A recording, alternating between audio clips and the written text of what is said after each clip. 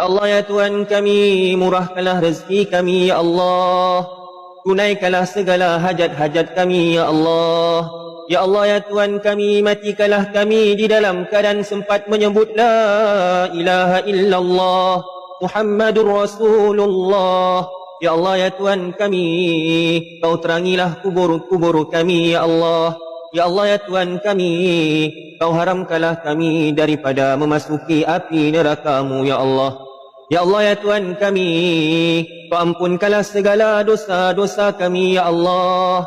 Dosa kedua ibu bapa kami ya Allah. Dosa guru-guru kami ya Allah. Kaum kerabat kami ya Allah.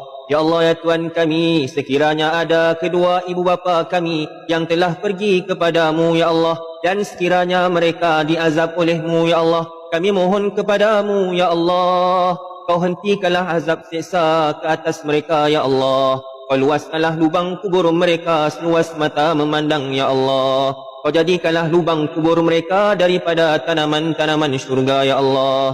Ya Allah ya Tuhan kami, perkenankanlah segala doa-doa kami ya Allah.